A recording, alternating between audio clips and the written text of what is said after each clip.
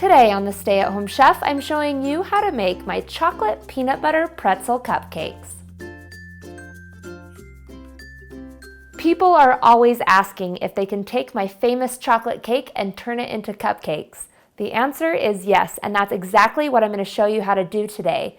In addition to just a plain chocolate cupcake, I'm also going to fill it with a peanut butter filling that's just divine, and top it with a whipped chocolate ganache and pretzels.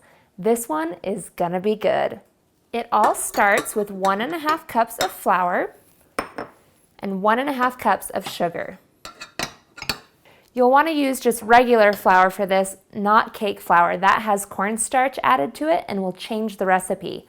Next, we'll add in 3/4 of a cup of unsweetened cocoa powder, 1.5 teaspoons of baking soda, 3/4 of a teaspoon of baking powder, and 3/4 of a teaspoon of salt. And then we'll give this a quick mix to combine it. After that's mixed in, we can add in our wet ingredients, starting with 3/4 of a cup of warm water. Next, we'll add in 3/4 of a cup of buttermilk. Buttermilk is the liquid left over after churning butter. It's thick and delicious and adds a rich element to our cupcakes. If you don't have buttermilk where you are, there's an easy substitute. Just add 1 tablespoon of either lemon juice or white vinegar to regular milk. Let it sit for 5 minutes and clump and thicken up before using it in the recipe. Pour that in there. Then you'll also need 1/4 cup of vegetable oil, 2 eggs, and 1 teaspoon of vanilla extract. And we'll get this mixing. Make sure you stop and scrape the sides and bottom of the bowl to ensure that everything gets mixed in. Now, if you don't have a stand mixer, don't worry. This recipe does not need to be made in a stand mixer. The batter is thin enough so that a hand mixer can totally handle it. Next, we're going to spoon our batter into a muffin tin. I'm using cupcake liners for this, and you want to fill each of the cupcakes about 2/3 of the way full.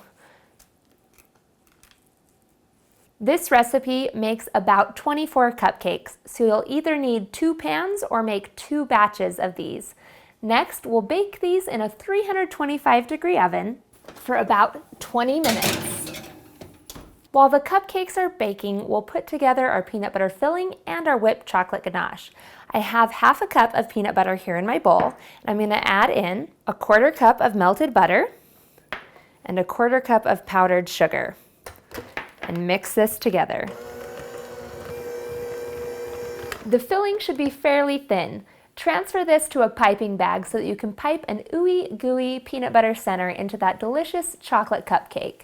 Our chocolate ganache is up next. You'll need 2 cups of semi-sweet chocolate chips here in a bowl. You want to pour over 1 cup of hot, heavy cream. I just put the cream into a saucepan and brought it to a simmer over medium heat. Let this stand for 5 minutes to give the chocolate chips a chance to melt. And then stir it until you get a nice, smooth chocolate mixture. It takes a good solid minute or 2 of stirring to get that to combine. We're going to let this come to room temperature before we whip it. Just whip it until it's light and fluffy and a frosting-like consistency.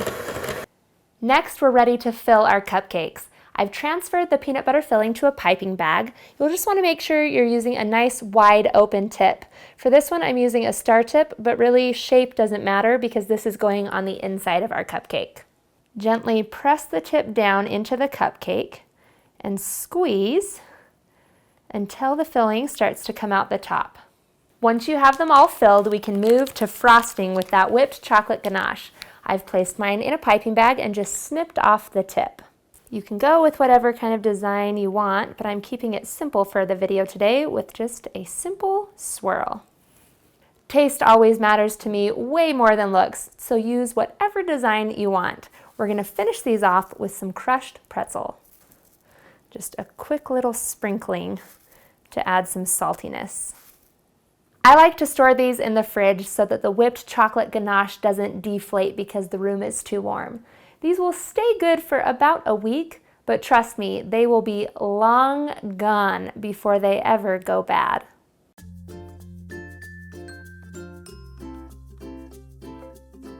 Thanks for watching. You can find the full written recipe in the video description. Be sure to subscribe and check out the rest of my channel where you can find hundreds of restaurant quality recipes you can easily make at home.